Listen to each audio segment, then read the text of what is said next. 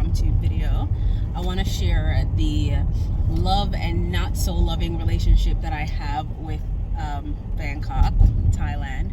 I don't want to say love and hate relationship because hate is like such a strong word, and I don't think that I don't hate Bangkok, right? Because there's so many things that I love about the city of Bangkok, but I do have a love and not so loving relationship with it. First things first, today, okay? Today's date night. We typically would have date nights like every other Saturday or something like that. And we parked inside of like a local plaza. Hubby wanted to get his hair shaved. You see him, he got a fresh cut. He has his fresh cut over there. And my nails were looking kind of raggedy for the last like maybe week or two. I typically go to my girls. I have this salon that I typically go to. I typically get my mani-pedi spa, and I'll get my lashes done as well at the same time. I like to just get everything one and done, spend a few hours and I'm done, and it will last me for like weeks, like 4 to 6 weeks. Okay, not 46 weeks, but 4 to 6 weeks, 6 weeks max. But the last week or so I've been really busy. I didn't really get time to really do my nails, and like I said, I like to spend a few hours to do it, and life has just been crazy the last couple weeks, right? So my nails were looking kind of raggedy for a while, and we're having date night tonight, and I'm like, you know what, let me just stop by, since we parked in the plaza. And if you know anything about Bangkok, Thailand in general, I mean, every corner there's like a nail salon. You can just pop up and do your nails real quick. You don't need an appointment, nothing like that, okay? So I was like, if they're free, I'm just going to stop and ask them to, you know, give me a gel polish. And lo and behold, they were free. One of the stands were free inside of this like local plaza, and she said it was only 250 baht, you guys. So I got my nails done, freshly done. This is gel, by the way, a gel manicure, right? For 250 Thai baht. That is about $8 US. In the US, could have never. I don't think you can get your nails done for like less than $10 in the US. I don't even think you can get a gel manicure pedicure for less than like $30 US, right? So I was like, oh, I like this. So anyway, hubby over here also, he got his haircut done for about 400. It was typically 350 Thai baht, which is about $9-10 US ish, but this time it was about 450. My hands hurt. It's an impromptu video, like I said before. So anyway, but this time he got it done for, we should wash the car. The car is looking real dirty in this video. Maybe tomorrow. But he got it done for like 450 Thai baht, you guys, which was about 12, 13-ish. Oh, goodness, these bikes. 13-ish USD. When we were in the US, he used to pay minimum at least 40 or 45 US to get his hair done, to get like a haircut, right? So I do appreciate, I have to say, I love the affordability. Like the prices here, it just makes sense. Even to the locals, for those of you who want to say yes if you're coming with US dollars. No. Even for the locals, where we live in a community that's mostly locals. It's not overly populated. Hold on. It's not overly populated with foreigners. The place that I go to get my nails done, it's only locals that go there. Foreigners don't really know about this place, and I love it. I'm gonna keep it as a hidden gem. You know, where he goes to get his haircut, it's locals that go and get their haircut. So the prices make sense also for the locals. The prices just make sense in general. Like, they have figured out their economy system, right? And I just love it. I love the flexibility. And then in the same plaza we were walking through, hubby was like, we're heading for date night, but where we're going to right now, Bubble in the Forest, one of my favorite places, by the way. I'll give you guys a little glimpse of that when we get there. but it's one of my favorite places because it's kind of like a Bali in Bangkok kind of vibe. And it's like an hour and something away, and hubby was like, he wants to like grab something to eat real quick. We were able to run into the 7-Eleven in the same place. So where he got his haircut done was like right next to the mall. I got my nails done right inside the mall. We were able to go to the 7-Eleven right inside of the mall to grab something to eat. And I was looking around, even though we have been to this plaza a million and a dozen times because it's like a local plaza not too far from us, so we go there all the time. But every time I'm out, I get excited. I'm like, this is why I love Bangkok. But when I'm in the house, I'm just like, I'm ready to go somewhere else. But when I'm out, I'm just like, it just makes sense. Like everything just makes sense. I saw that they had a Subway, which was new. They never had a Subway there. I'm not a Subway person. I don't really eat Subway unless maybe it's the last resort or something, which now in Thailand it's never the last resort. But it was just interesting to me that they had a Subway inside, right? Then they have all of these restaurants, fresh food upstairs. Then they have like a KFC if you want that, you know. They have fast food, of course, but they also have like local restaurants, authentic Thai food, Western food if you want that. They have a little pop-up shop called White Story, which I absolutely love. A lot of plazas in Bangkok that is connected to like the BTSs have these White Stories. They sell like fresh sourdough bread and freshly made food.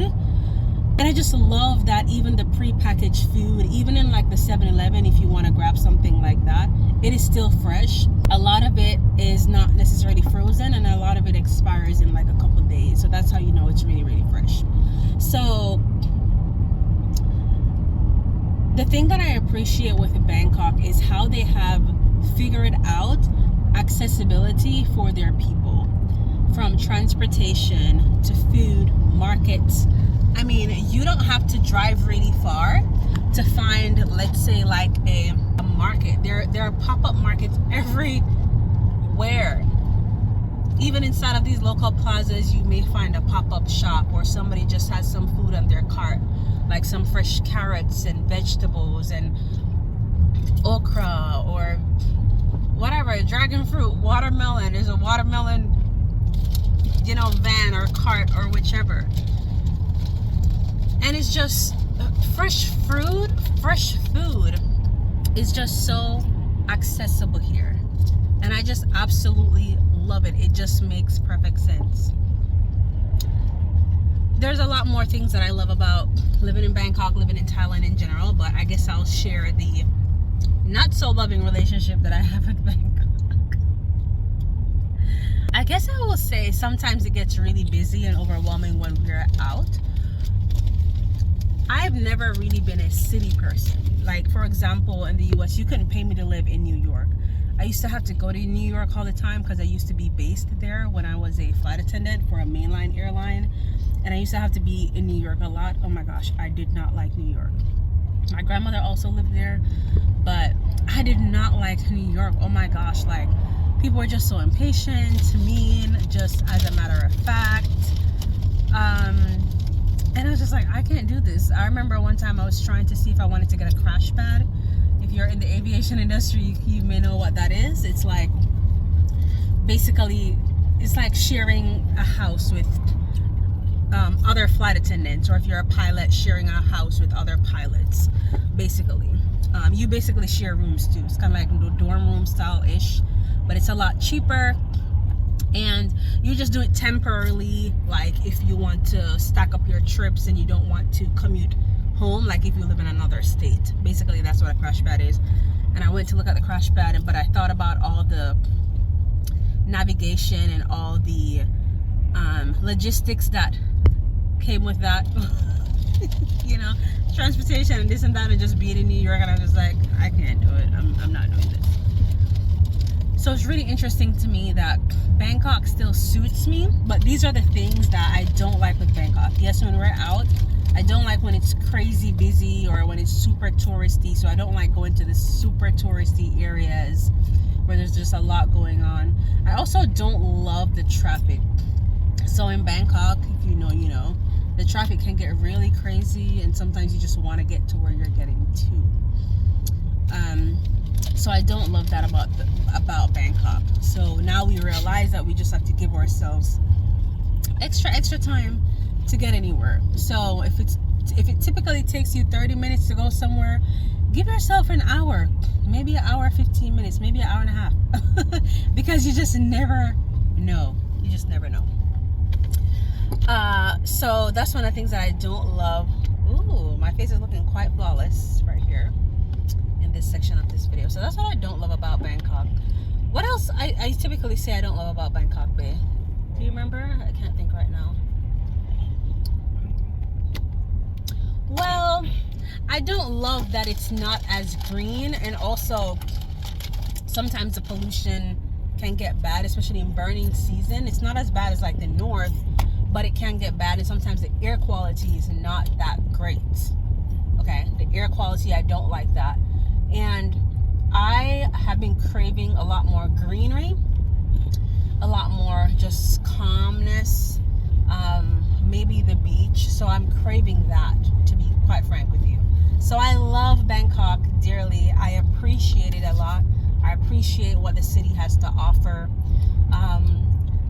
I appreciate, you know, getting to know my locals, and the locals just being kind and welcoming. I appreciate the accessibility. OMG, I mean, like, you will go crazy at the markets. If you're a market person, like the other day, we met, well, about like a few weeks ago or so, I met a couple, or I met a young lady.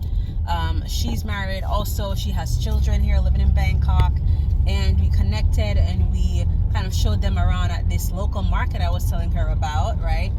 Her and her mom is here too, and she brought her kids and her children and her husband, and they were so excited about this market, you guys. They were so happy. They were so appreciative that we showed them this market, because this market has like everything. It's like huge. It has clothes, it has house supplies, linen, bedding.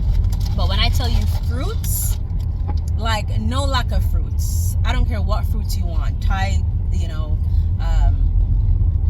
fruits native to like Thailand, whichever, like, I mean, food, fresh veggies. We love going there and stocking up. They have a wet market, so if you're into like seafood and different things like that, they sell fresh seafood from fish, shrimps, just all kind of different things, poultry, different things like that. They sell everything there. I don't know what they don't sell. And then they turn a section into that market after like 11 o'clock a.m. into like fresh food. It's just so amazing how they know how to optimize space and environments, and just the abundance of food is just so amazing. And the affordability, you guys, like I don't think people would believe me how much things we got for like less than like $50 US or like $40 US.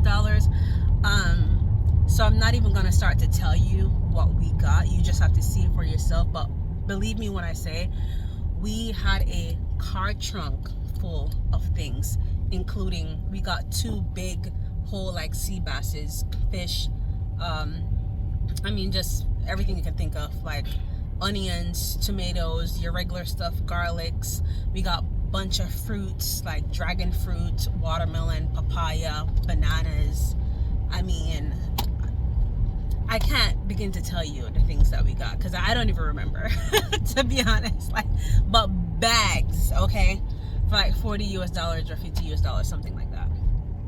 Amazing, just simply amazing. So I love the affordability, the accessibility, the ease, you know, of being able to have access to fresh food, healthy foods as well. But yeah, I think the only thing I don't love so much about Bangkok is, number one, the air quality, the traffic, sometimes the busyness when you're out. I miss like greenery, so I'm really craving that right now. You know, a little bit of a slower pace. Yeah, so that's what I'm craving right now, the slower pace.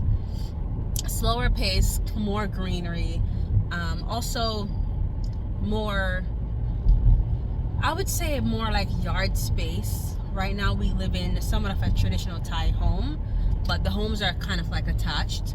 There are homes in Bangkok where the homes are not attached. So don't think that if you move to Bangkok you have to move into a condo. I never really wanted to move into a condo. I did consider it strongly because of the accessibility of like the gym and maybe like a 7-Eleven downstairs and different things like that. But then I decided that I just did not want to, I did not want that type of living setup. I wanted it to feel more homey, more spacey, just be able to just walk out in my yard, different things like that, you know, have my plants, so they can just feel really homey. So don't think that if you move to Bangkok you have to move into a condo, and don't think that the homes have to be attached. So there are homes where the homes are not attached, okay? You have a lot of yard space as well. So yeah, you guys, I'm just blabbing at this point. I don't know if like at the end of, I don't know if like after we give birth, so some of you guys may know we're expecting baby number 2, and a few months after that we don't know if we'll still live in Bangkok or if we'll move to another part of Thailand or whatever. But if you want to keep up with us and, you know, continue to follow our journey, be sure to subscribe, like this video, let me know in the comments below what you love about Bangkok, what you don't really love about Bangkok, and also what you're looking forward to if you are not yet here but you're looking forward to move to Bangkok. Let me know in the comments below what you are most looking forward to. I would love to hear. All right, you guys, I'll see you guys in the next video.